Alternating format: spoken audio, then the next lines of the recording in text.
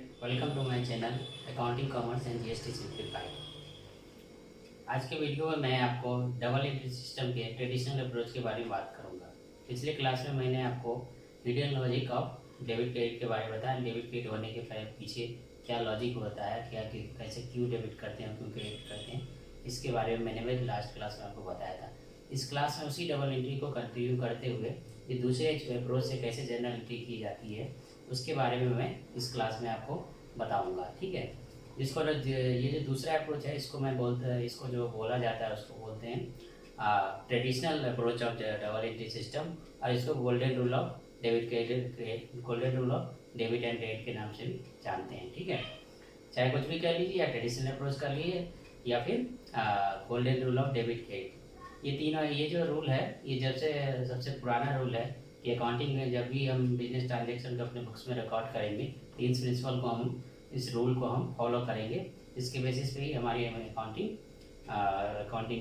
Transaction की क्या होगी, रिकॉर्डिंग होती रहेगी। ठीक है, तो सबसे पहले समझने वाली बात है कि इस अप्रोच में सबसे पहले जो ध्यान देने वाली बात है कि सारे जितने भी बिजनेस ट्रांजेक्शन हैं, ठीक है, जितने भी बिजनेस ट्रांजेक्शन हैं उसको 3 अकाउंट में डिवाइड किया गया है। ठीक है, जितने भी बिजनेस ट्रांजेक्शन है उसको 3 अकाउंट में डिवाइड किया गया है। वो 3 अकाउंट कौन कौन से हैं? वो हैं 3 अकाउंट, रियल अकाउंट है, नॉमिनल अकाउंट है और पर्सनल अकाउंट है। तो इन तीनों जो अकाउंट में जितने भी अकाउंटिंग बिजनेस के ट्रांजेक्शन होंगे, जो भी फाइनेंशियल नेचर के होंगे, उसको केवल इन्हीं 3 भागों में डिवाइड किया जाएगा और इन तीन तरह के अकाउंट में डिवाइड किया जाएगा। और इसी के और हर टाइप के अकाउंट के लिए एक डेबिट क्रेडिट का रूल है, उसको हम अप्लाई करेंगे, जिसके बेसिस पे हमारी जनरल एंट्री बनेगी। ठीक है, तो इसमें जो स्टेप्स जो है जनरल एंट्री पास करने के लिए ट्रेडिशनल अप्रोच से आपको 2 स्टेप फॉलो करने पड़ेंगे नॉर्मली।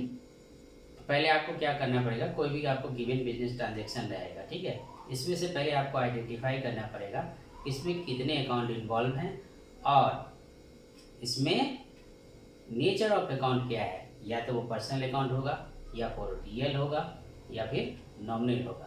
तो ये आपको हमेशा ध्यान में रखना है कि कोई भी बिजनेस ट्रांजेक्शन में पहले आइडेंटिफिकेशन मस्ट है। बिना आइडेंटिफिकेशन के आप इस रूल को अच्छे से अप्लाई नहीं कर पाओगे, आपको कंसेप्ट क्लियर नहीं होगा। तो फर्स्ट स्टेप जो है, identify the nature of account of business transaction. मतलब कोई भी ट्रांजेक्शन है उसमें कौन कौन अकाउंट इन्वॉल्व है, इसमें किस तरह के अकाउंट है, या तो रियल है या नॉमिनल है या पर्सनल है। ठीक है, इन तीनों में से आपको सर पहले ये स्पेसिफाई कर लेना है।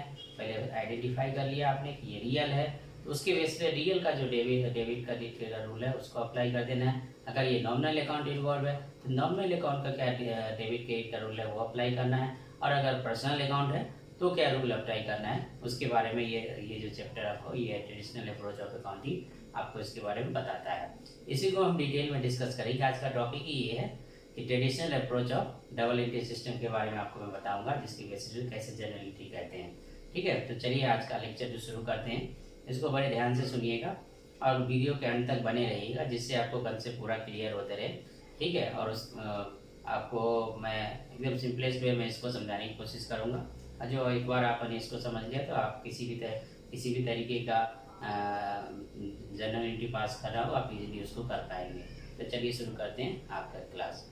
ठीक है, तो सबसे पहले मैंने बताया कि ट्रेडिशनल अप्रोच है। ट्रेडिशनल अप्रोच को golden rule of debit credit बोलते हैं।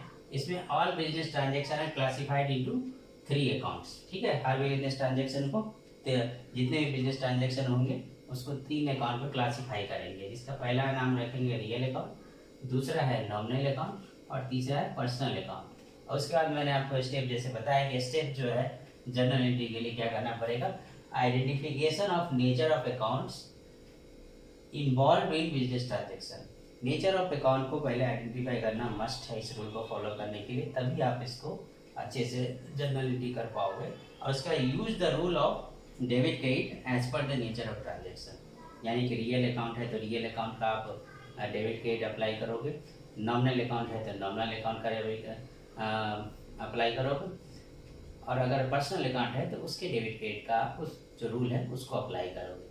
तो सबसे पहले ये समझने से पहले कि रूल अप्लाई करने से पहले आपको ये जानना जरूरी है कि हम रियल अकाउंट कहते हैं किसको हैं, नॉमिनल अकाउंट कहते हैं किसको हैं, और पर्सनल अकाउंट कहते किससे हैं और इसको हम कैसे आइडेंटिफाई कर सकें। ये जो फर्स्ट स्टेप है ये बहुत इंपॉर्टेंट स्टेप है, ठीक है। तो इसको मैं आपको क्लियर करता हूँ कैसे करते हैं, किसको रियल अकाउंट कहते हैं और किसको पर्सनल और किसको नॉमिनल कहते हैं। तो मैं एक एक करके एक एक अकाउंट के बारे में बता रहा हूँ आपको, उसको उसके अगेंस्ट जो रूल है वो भी बताऊँगा और कुछ एग्जाम्पल दूंगा जिससे कि आपका ये कंसेप्ट एक एक नेचर के अकाउंट का आपका क्लियर होता है। तो चलिए स्टार्ट करें। पहला जो है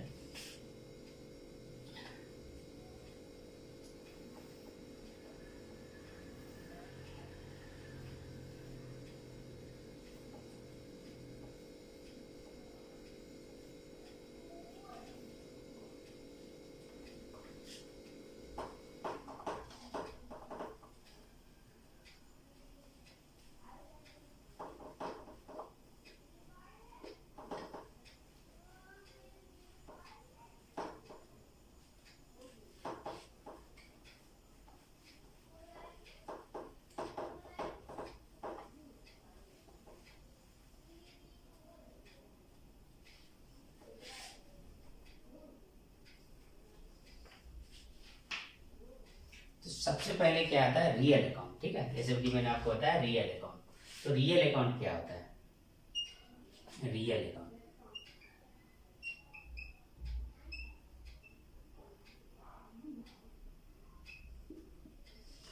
रियल अकाउंट क्या होता है। रियल अकाउंट का जो डिफिनेशन है मतलब उस तरह के अकाउंट जो कि प्रॉपर्टी से रिलेटेड होते हैं। मतलब इसका जो डिफिनेशन इस टाइप का है कि property owned by business, all the assets property और assets owned by business which are capable of expressing in the terms of money. मतलब कि आपके पास बिजनेस के पास एक प्रॉपर्टी होनी चाहिए और इसको हम मनी वैल्यू में मेजर कर सकते हैं। तो मैं प्रॉपर्टी किस तरह की होगी आपको मैंने जब मैं बेसिक अकाउंटिंग टर्म कह रहा था तो आपको बताया था मैंने कि एसेट जो होंगे, एसेट्स या प्रॉपर्टी होंगे दो तरह के होंगे, एक टेंजिबल होंगे एक इंटेंजिबल होंगे।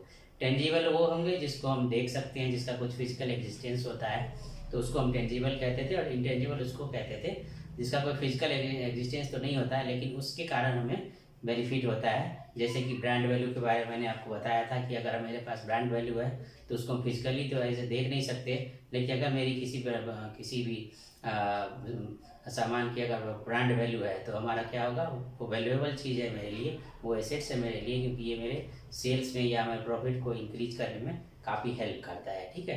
तो ये आपका ब्रांड वैल्यू क्या हो गया, इंटेंजिबल हो गया। और जो टेंजिबल जो होता है जिसको मशीनरी हो गया, फर्नीचर हो गया, कंप्यूटर हो गया, कैश हो गया या चेक हो गया, ये सब जो भी एसेट्स है आपके, इसको क्या हम बोलेंगे, इन्वेंट्री हो गया, ये सब हमको उसको एसेट्स बोलेंगे, ठीक है, एसेट्स बोलेंगे।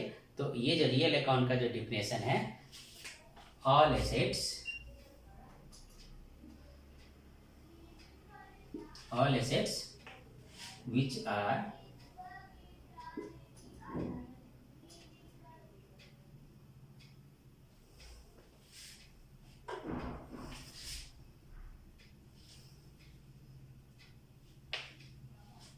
which are held by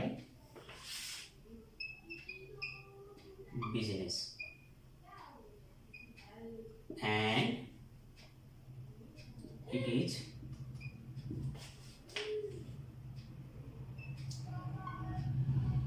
capable of expressed in terms of money. Example, furniture, machinery,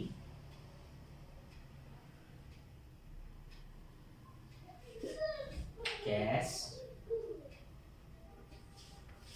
computer,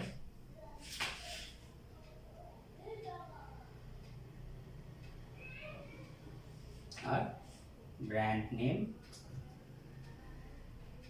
ये जो चारों हैं ये क्या हो जाएंगे, ठीक है, brand name etcetera.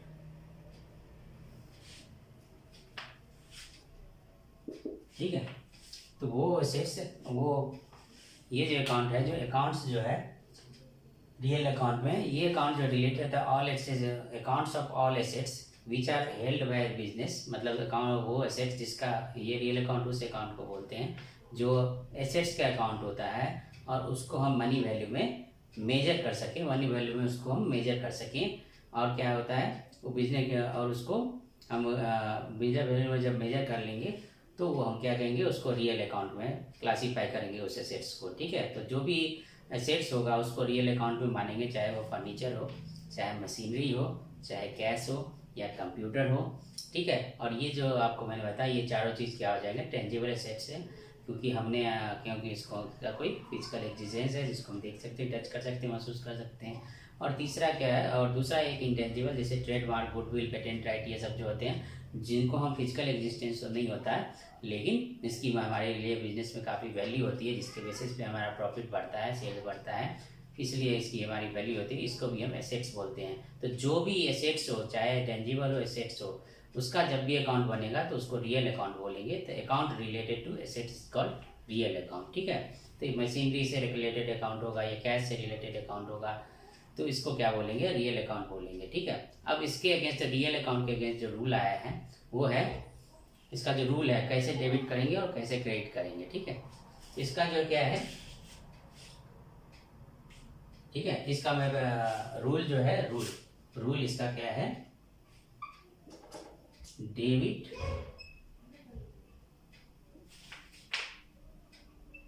What comes in, credit what goes out, comes in, goes out। और कम्स इन हो जाएगा तो क्या हो जाएगा, डेबिट हो जाएगा, और डेबिट को शॉर्ट फॉर्म में डीआर भी बोलते हैं। और गोज आउट हो जाएगा तो क्रेडिट हो जाएगा। मतलब इसके कहने का ये मतलब हुआ, जब भी कोई एसेट्स आएगा किसी बिजनेस ट्रांजेक्शन को हम देखेंगे, उसमें हमें ये पता चलेगा कोई एसेट्स आ रहा है तो उसको क्या करेंगे, हम डेबिट कर देंगे, और कोई एसेट्स जा रहा है तो उसको क्या करेंगे, क्रेडिट कर देंगे। ठीक है, अब मैं इसको एक एग्जांपल देके समझाता हूँ। जैसे आपने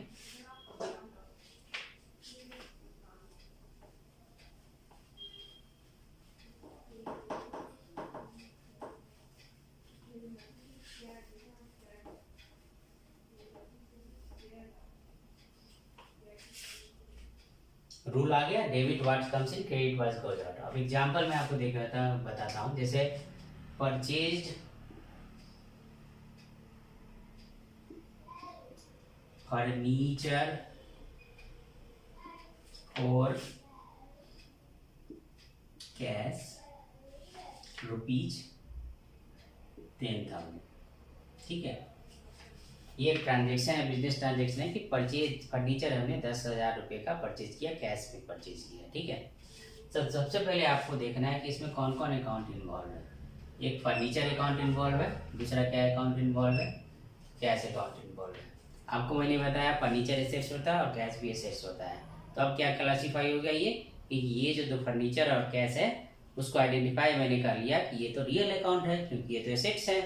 तो आपने इसको आइडेंटिफाई कर लिया कि रियल अकाउंट है। अब इस पर हम क्या करेंगे, जो इसका रूल है कि डेबिट व्हाट्स कम्स इन और क्रेडिट व्हाट गोज आउट। ठीक है, तो जो एसेट्स आएगा उसको डेबिट कर लेंगे, ठीक है, और जो एसेट्स जाएगा उसको क्या करेंगे, क्रेडिट कर देंगे। तो आपने फर्नीचर परचेज किया तो आप फर्नीचर आपके पास आएगा क्योंकि आपने परचेज किया तो फर्नीचर आपके पास आएगा। तो debit what comes in means furniture will be debited, furniture will be debited 10,000 से। इसको जर्नल में कैसे प्रेजेंट करेंगे वो हम आगे वाले चैप्टर में बताएंगे, उसको डिटेल में बताएंगे। अभी आप समझ लो किसको डेबिट करना है और कितने अमाउंट से डेबिट करना है। ठीक है, तो फर्नीचर आपका क्या हो गया, कम्स इन, मतलब कम्स इन मतलब फर्नीचर आया। और गोज आउट क्या हुआ, कैश गोज आउट हुआ, मतलब कि आपका क्या हो गया, कैश चला गया। तो कैश जो गोज आउट हुआ कैश, उसको भी क्या करेंगे, क्रेडिट कर देंगे। तो आप समझ गए इसको कि अगर एसेट्स आएगा तो डेबिट करेंगे, एसेट्स जाएगा तो उसको क्रेडिट कर देंगे। सी एज सिंपल एज दैट। ठीक है। अब इसी तरह से एक और एग्जांपल ले लेते हैं।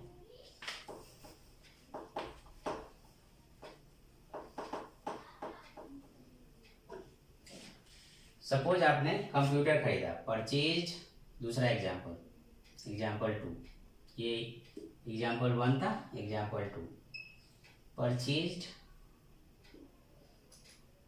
फर्नीचर,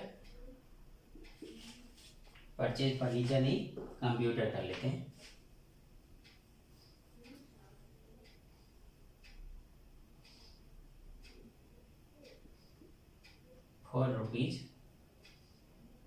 ₹50,000 मान, 50,000 का हमने अच्छा वाला कंप्यूटर खरीद लिया फॉर कैश।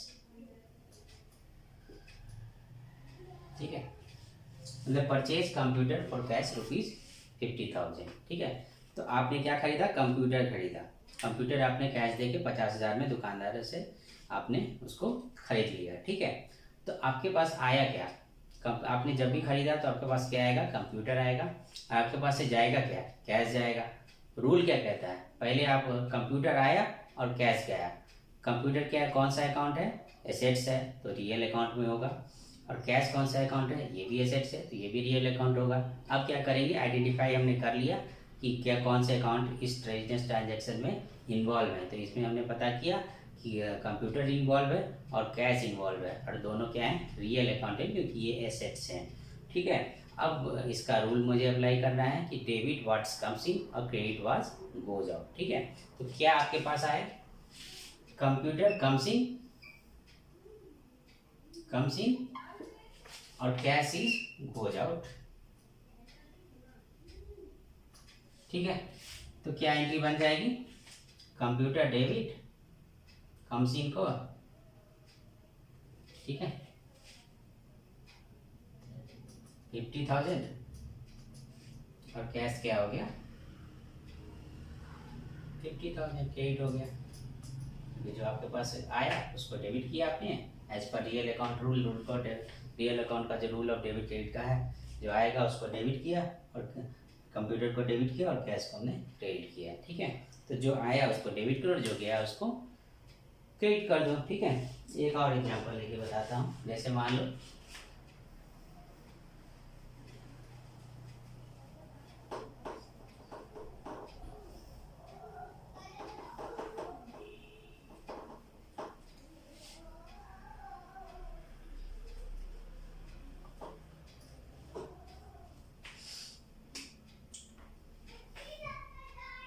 आपने मान लो फर्नीचर सेल कर दिया। ठीक है, फर्नीचर, एक old furniture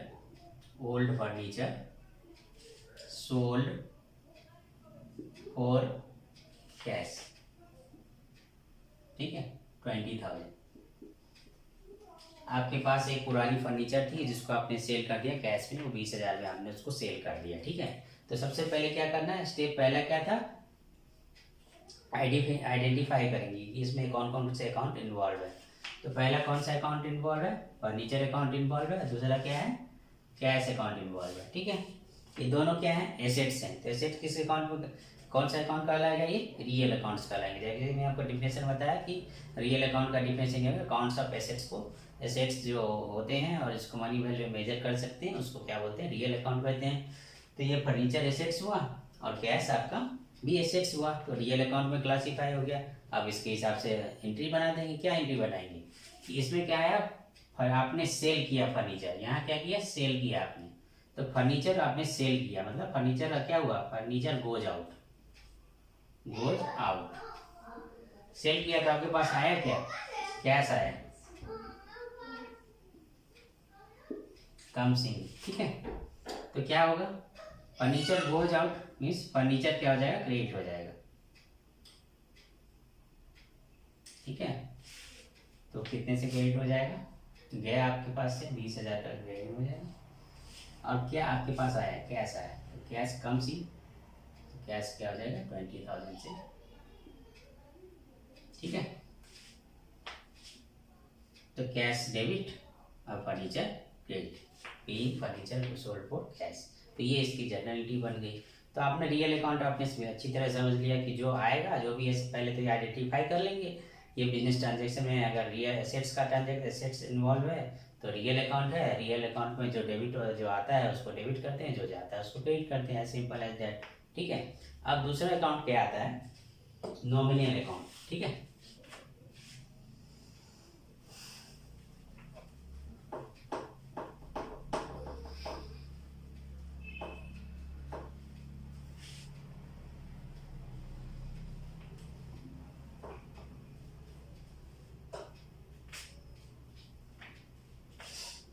nominal account, nominal account, ये अकाउंट क्या होता है, नॉमिनल अकाउंट वो अकाउंट होता है जो जिसमें क्या होता है एक्सपेंस, ये उस जिसमें एक्सपेंस और लॉस जो होते हैं उसको, और इनकम और गेंस। क्लासिफिकेशन जो है मतलब बिजनेस ट्रांजैक्शन में अगर कोई इनकम होगा या एक्सपेंस होगा या लॉस होगा या प्रॉफिट होगा, तो ये सारे अकाउंट से जो डील रिलेटेड जो अकाउंट होगा उसको हम क्या बोलेंगे, नॉमिनल अकाउंट होगा। मतलब नाम मात्र क्यों, इनको हम अकाउंट इसलिए कहते हैं कि हम रखने का मतलब इसलिए होता है क्योंकि इससे हमें किस हेड में कितना खर्चा हुआ, किस हेड में कितना इनकम हुआ, इसलिए उसको अकाउंट का नाम दे रहते हैं। ठीक है। तो इसलिए हमें आइडेंटिफाई करना होता है कौन सा नॉमिनल अकाउंट है, कौन से जो एक्सपेंडिचर हैं वो उसके हेड में कितना एक्सपेंडिचर हुआ, कितना खर्च हुआ, उस हेड वाइज पता करने के लिए नॉमिनल अकाउंट क्रिएट करते हैं। ठीक है। तो जो भी आइटम और एक्सपेंसेज होंगे या और इनकम और गेंस होंगे, चाहे सैलरी हो, एक्सपेंस के नाम पर क्या क्या होगा, सैलरी होगा, वेजेज होगा, रेंट पे किया, और भी कुछ खर्चे हुए, ऑफिस के एक्सपेंसेस खर्चे हुए, जो भी खर्चे होंगे वो नॉमिनल अकाउंट कहलाएंगे। जो इनकम भी होगा, जैसे रेंट रिसीव हो गया, इन्वेस्टमेंट से कुछ डिविडेंड मिल गया, ये सब जो रिसीव आपको हुआ उसको क्या बोलेंगे, कि इनकम बोलेंगे। तो इससे रिलेटेड जो भी अकाउंट होंगे उनको क्या बोलेंगे, नॉमिनल अकाउंट बोलेंगे। कि ऑल इनकम जो ऑल आइटम ऑफ एक्सपेंस और लॉसेज और इनकम और gains are called real account. जो भी इससे रिलेटेड जो अकाउंट होता है उसको रियल अकाउंट कहते हैं। ठीक है। अब रियल अकाउंट का क्या रूल है वो मैं आपको बताता हूँ। कि पहले तो रियल अकाउंट होता क्या है, all expense and losses as well as income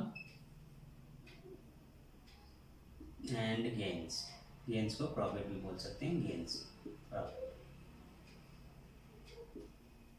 ठीक है। एक्सपेंसेस और लॉसेस से रिलेटेड जो अकाउंट होता है उसको एक्सपेंसेस, लॉसेस, इनकम और गेन, चार तरह के जो नेचर ऑफ जो ट्रांजेक्शन होते हैं उससे रिलेटेड जो अकाउंट होता है उसको क्या बोलते हैं, nominal account. Means nominal account relates to all item of expenses और losses and income and gains. ठीक है। अब रूल क्या कहता है, रूल में कहता है, सीधी सी बात है, बहुत ही सिंपल है इसका, कि ऑल एक्सपेंस लॉसेज डेबिट करो, डेबिट ऑल एक्सपेंसेज। ठीक है। और credit all income, expenses and losses, और क्रेडिट क्या करना है, ऑल इनकम एंड गेन्स। ठीक है। तो जो भी एक्सपेंडिचर अगर होता है, अगर एक्सपेंस और इनकम है तो उसको डेबिट करो, जो इनकम है उसको क्रेडिट करो। सपोज आपने सैलरी पे की, सैलरी पे एग्जाम्पल है, सैलरी पेड ₹10,000। ठीक है। तो जो सैलरी आपका क्या हो एक्सपेंस है, तो सैलरी को क्या करो, डेबिट करो। आपने आइडेंटिफाई कर लिया कि इस ट्रांजेक्शन में कौन कौन सा इन्वॉल्व है, एक सैलरी इन्वॉल्व है, दूसरा क्या है, ये कैश पेड किया आपने। पेड का क्या मतलब, आपने कैश पे किया। ये इनबिल्ट होता है, जब भी पेड की बात होगी तो आप मान के चलो कि उसमें कैश पेमेंट हुआ होगा। ठीक है। तो इसमें दो अकाउंट इन्वॉल्व हो गए। ठीक है। Salary paid to cash. ठीक है। तो जो भी आइटम ऑफ जो एक्सपेंसेज हो गए उसको डेबिट करना है। तो सैलरी जो क्या है, हमारा आइटम ऑफ एक्सपेंडिचर है। मान लो हम बिजनेस करेंगे तो एम्प्लॉय को सैलरी देंगे, तो सैलरी क्या है हमारे लिए, एक्सपेंडिचर है। ठीक है, एक्सपेंसेज है। तो सैलरी को क्या कर दिया हमने, 10,000 से डेबिट कर दिया।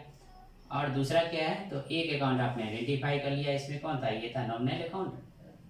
सैलरी क्या हो गया, नॉमिनल अकाउंट, नॉमिनल अकाउंट। और कैश क्या हो गया, रियल अकाउंट।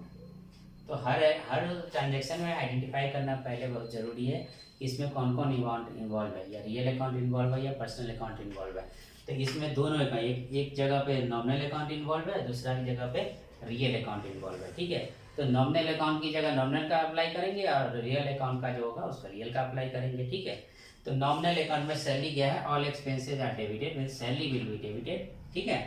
और रियल अकाउंट क्या, कैश आपके यहाँ से गया, कैश का क्या बोलते हैं, debit what's comes in, cash is real account है, तो कैश क्या होगा आपके यहाँ से जा रहा है, डेबिट व्हाट कम्स इन, और कैश का कैश गोज आउट, ठीक है। तो कैश यहाँ से आपके यहाँ से जा रहा है, तो कैश को क्या कर देंगे, क्रेडिट कर देंगे टू कैश 10,000। सिंपल है। एक्सपेंस जितना होगा उसको डेबिट कर देंगे, और जितना भी कैश जो भी आपके पास जो कैश किया है, तो अगर उसको किया आपके पास है तो उसको क्रेडिट कर देंगे, सिंपल से है। सबसे इम्पोर्टेंट चीज़ है आपको जो ट्रांजेक्शन में आपको जो है नेचर ऑफ अकाउंट हमेशा आपको पकड़ना है, हमेशा कि इसमें कौन कौन, ये जो बिजनेस ट्रांजेक्शन जो हमारे क्वेश्चन में दिया हुआ है उसमें कौन कौन से अकाउंट इन्वॉल्व है। अकाउंट जैसे ही आपने पता कर लिया उसका सीधा रूल अप्लाई करो, जनरलिटी अपने आप बन जाएगी, ठीक है। इसी तरह से मैं दूसरा एग्जाम्पल लेता हूँ। ये तो एक्सपेंस की बात हो गई। अब मान लो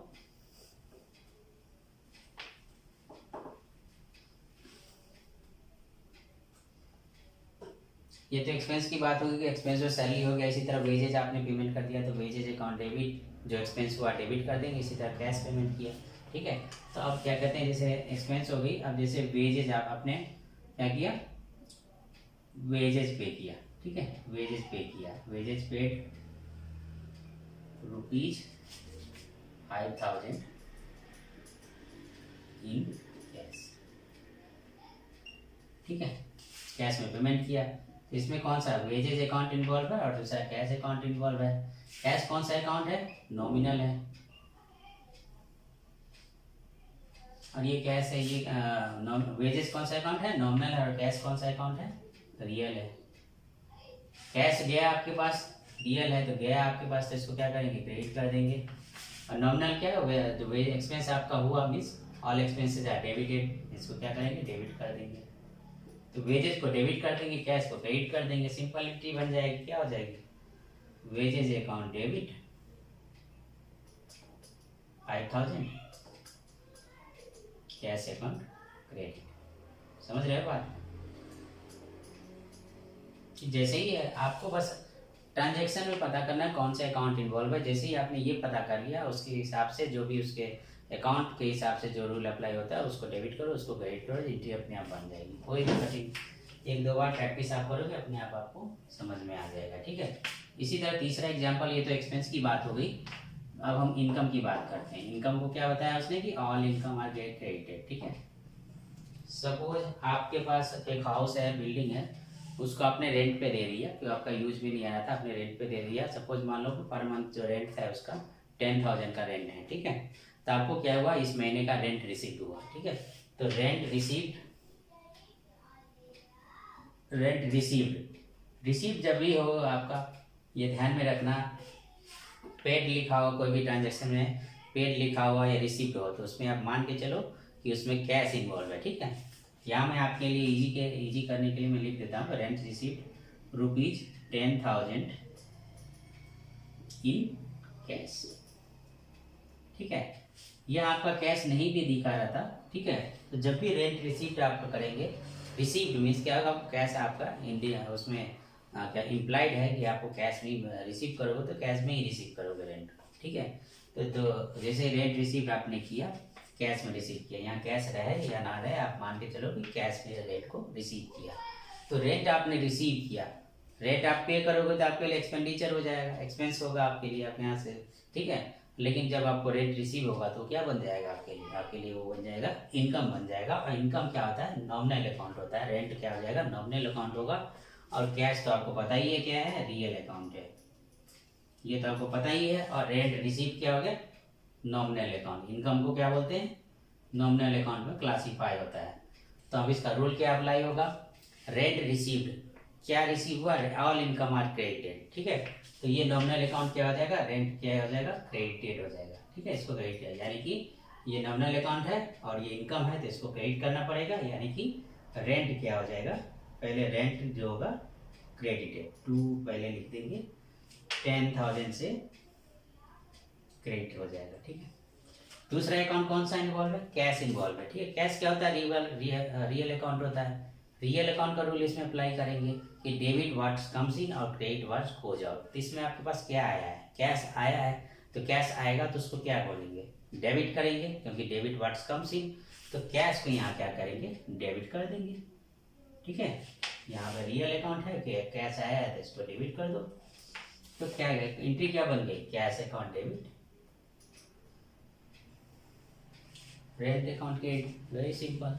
मतलब एक्सपेंस आपको बस हर ट्रांजेक्शन में नेचर ऑफ अकाउंट को आइडेंटिफाई करना सबसे पहला बहुत ही इंपॉर्टेंट है। उसके हिसाब से ही जब तक वो आइडेंटिफाई अगर सही से नहीं कर पाओगे तो आपकी एंट्री गलत हो जाएगी। इसलिए हम हर ट्रांजेक्शन में ये आइडेंटिफाई करने की कोशिश करें आप कि कौन सा अकाउंट इन्वॉल्व है, उसका नेचर ऑफ अकाउंट कौन सा है। शुरू में ही मैंने ये स्टेप बता दिया कि identification of the nature of transaction and then apply the rule according to nature of transaction. ये 2 स्टेप आप फॉलो करेंगे तो डबल एंट्री जो ट्रेडिशनल अप्रोच का है वो बहुत ही ईजी वे में आप इसको अप्रिशिएट कर पाओगे, इसको याद रख पाओगे, ठीक है। अब हम तीसरा लेके आते हैं पर्सनल अकाउंट, ठीक है। तीसरा जो अकाउंट होता है जो लास्ट है वो होता है पर्सनल अकाउंट।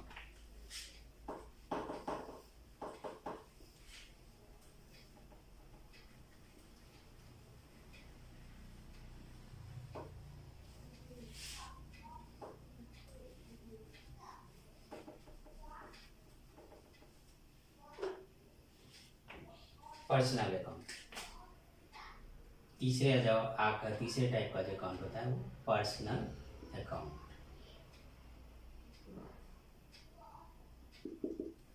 ठीक है। पर्सनल अकाउंट किसको कहते हैं? जो अकाउंट किसी पर्सन से रिलेटेड होता है उसको पर्सनल अकाउंट कहते हैं। Simple as that. Personal means person से बना है, पर्सनल, ठीक है। तो पर्सन कौन कौन तरह से हो सकता है? पर्सन के जैसे राम, पर्सन किसको बोलते हैं? कोई राम हो गया, जिसको राम हो गया, सोन हो गया, गीता होगी, सीता होगी, इसको हम बोलते हैं पर्सनल अकाउंट, ठीक है। अब क्या है कि कुछ चीज़ें जो जिसकी ये नेचुरल पर्सन है, ठीक है। तो पर्सनल अकाउंट जो होते हैं कुछ नेचुरल ना होके आर्टिफिशियल पर्सन भी होते हैं। जैसे मान लो कोई फर्म का नाम है तो उसको भी हम पर्सनल अकाउंट में ही क्लासीफाई करेंगे। इसी तरह कंपनी का बी एंड कंपनी कोई कंपनी है, जैसे जियो कंपनी है, तो इसको भी हम क्या करेंगे? पर्सनल, क्योंकि ये पर्सनल किसी नाम से रिलेटेड है, किसी के नाम से रिलेटेड। जैसे राम से, जिस तरह से Ram related, Ram personal account हुआ, मोहन पर्सनल अकाउंट हुआ, सीता पर्सनल अकाउंट हुआ, गीता पर्सनल अकाउंट होगी, ठीक है। तो ये उसी तरह फर्म का नाम भी पर्सनल है, एंड कंपनी कोई फर्म है तो उसको भी पर्सनल अकाउंट बोलेंगे। इसी तरह कोई कंपनी का नाम है तो उसको भी पर्सनल अकाउंट बोलेंगे, या कोई क्लब है तो उसको भी पर्सनल अकाउंट ही बोलेंगे। मतलब कि पर्सनल, चाहे वो नेचुरल पर्सन हो या आर्टिफिशियल पर्सन हो। और तीसरा कैटेगरी का जो होता है वो होता है रिप्रेजेंटेटिव पर्सनल अकाउंट होता है, ठीक है। पर्सनल अकाउंट तो पहले तो आपने सोचा कि personal account related two names, accounts related to names of the person,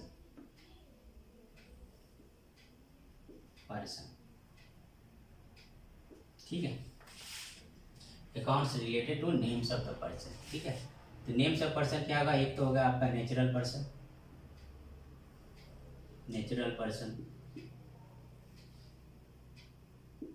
ठीक है। इसमें क्या होगा? मोहन, सोहन, रामलाल, मोहन, रामलाल, नाम जिसका होगा, रामलाल, सीता, गीता,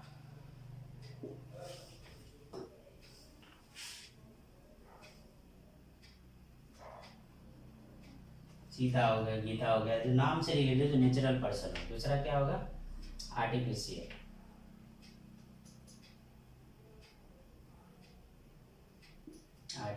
पर्सन। जैसे कोई फर्म का नाम हो गया, फर्म का कोई नाम रख दिया, A and company, firm name, ठीक है। कंपनी नेम जैसे जियो हो गया, ठीक है, कंपनी नेम हो गया। या कोई क्लब है तो क्लब का नेम हो गया, ठीक है, एक्सेट्रा। तो केवल नेचुरल पर्सन ही, जैसे राम मोहन सन जिसको हम देखते हैं पर्सन हो, जो नेचुरल पर्सन होते हैं, उसी को हम केवल पर्सनल अकाउंट नहीं बोलते हैं। कुछ ऐसे भी होते हैं जिनको लॉ के नज़र में उनको भी एक पर्सन माना गया, जिसका एक सेपरेट एग्जिस्टेंस होता है, जिसके हिसाब से क्या कहते हैं लॉ उसको मानता है कि ये भी एक पर्सन है, ठीक है। तो उसको हम क्या कहते हैं आर्टिफिशियल पर्सन। भले वो देख सकता है सुन सकता नहीं है, लेकिन फिर भी उसको हम पर्सन के हिसाब से ट्रीट करते हैं। तो ये भी पर्सनल अकाउंट में ही क्लासीफाई होता है, चाहे वो नेचुरल पर्सन हो या फिर आर्टिफिशियल पर्सन हो, ठीक है। तो ये भी पर्सनल अकाउंट में क्लियर। तीसरा जो होता है रिप्रेजेंटेटिव पर्सनल अकाउंट होता है। रिप्रेजेंटेटिव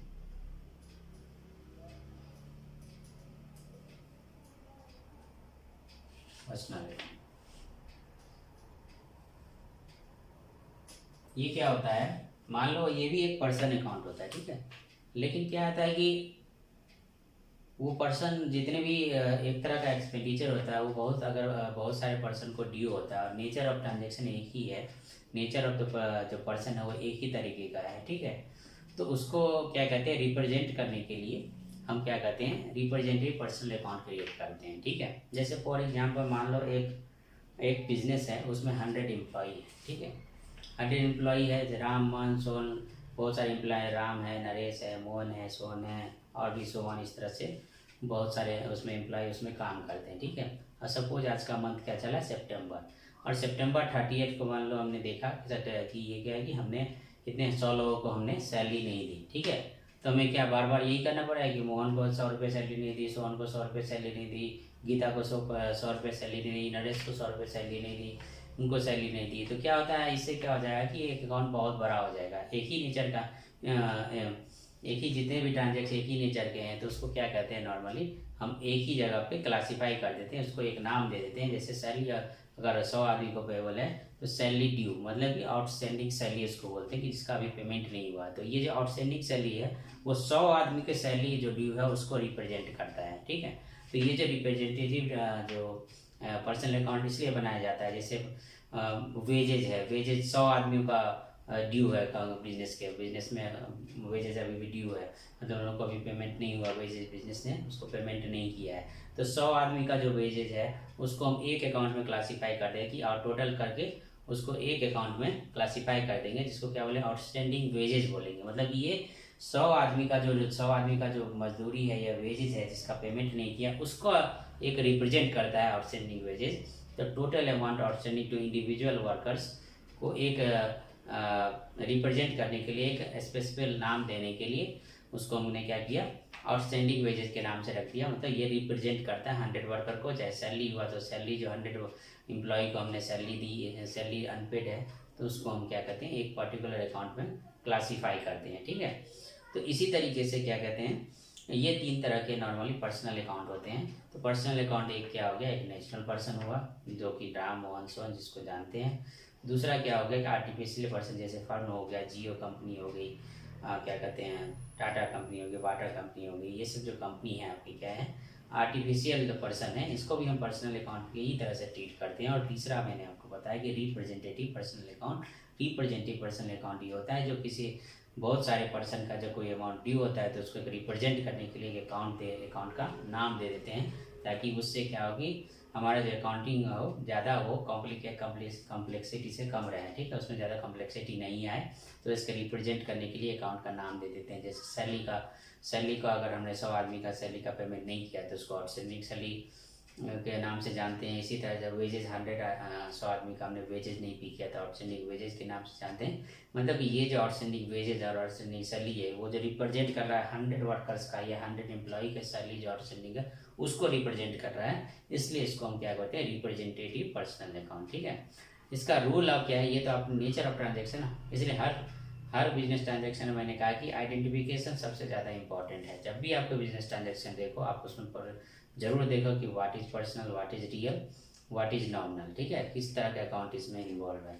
तो जो पर्सन से रिलेटेड कोई भी अकाउंट होगा इन्वॉल्व होगा बिजनेस ट्रांजेक्शन में तो उसको पर्सनल अकाउंट कहेंगे, और उसके हिसाब से जो रूल अप्लाई होता है उसको अप्लाई करेंगे, अपने आप जनरलिटी बन जाएगी।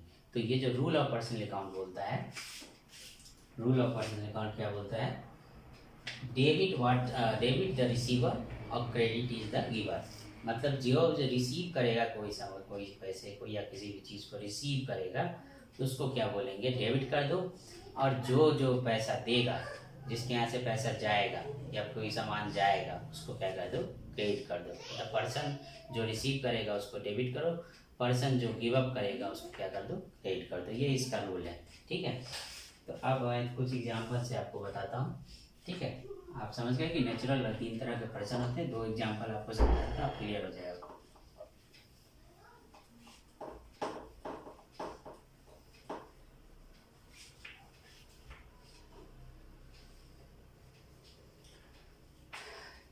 फॉर एग्जाम्पल पर्सनल अकाउंट, ठीक है। इसका रूल पहले क्या है, debit the receiver rule. Debit the receiver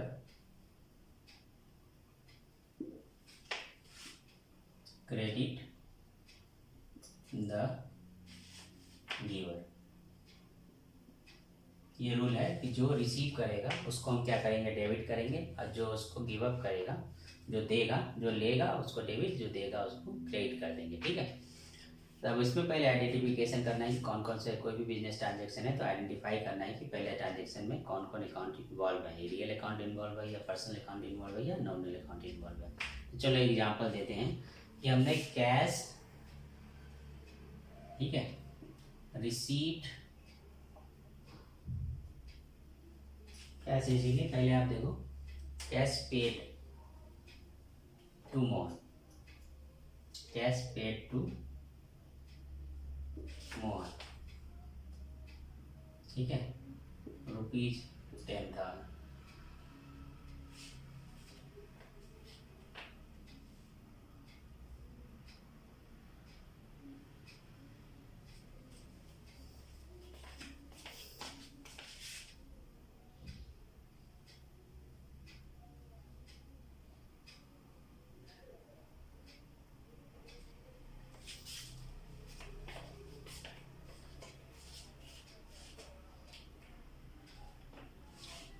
cash paid to Mohan जो है 10,000, ठीक है।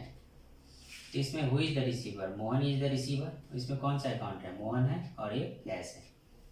कैश तो हो जाएगा आपका रियल, आपको पता है कि कैश आपने रिसीव किए, कैश आपके पास आया तो कैश क्या हो जाएगा, डेबिट। ये तो आपको पता है क्योंकि अभी आपने क्लियर कर लिया इसको।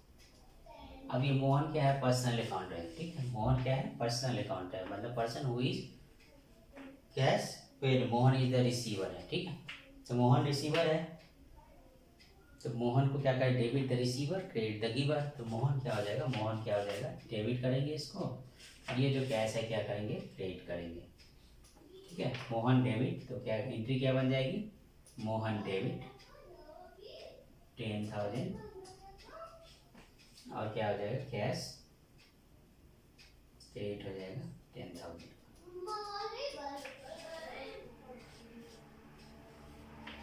ठीक है, तो डेबिट रिसीवर और क्रेडिट गिवर, ठीक है। इसी तरह मान लो ये तो हो गया कि कैश आपने पेमेंट किया और कैश रिसीव किया, तो क्या होगा,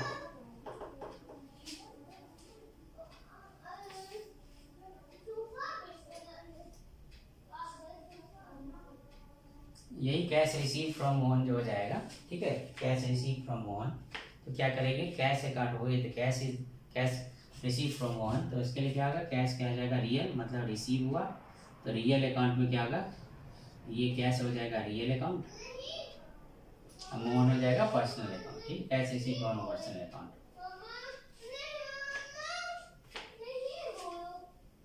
कैश रिसीव, तो कैश डेबिट करेंगे। इस केस में क्या आएगा, who is the giver, giver क्या होगा, मोहन, तो मोहन को क्या करेंगे, क्रेडिट कर देंगे 10,000 से, और कैश को क्या करेंगे, डेबिट कर देंगे। कैश क्या है, रियल अकाउंट है, और रिसीव हुआ तो क्या हो जाएगा, डेबिट करेंगे, ठीक है। तो डेबिट वर्ड कम्स इन, मतलब cash will be debited and Mohan will be credited, क्योंकि मोहन इज द गिवर। तो सिंपल रूल है।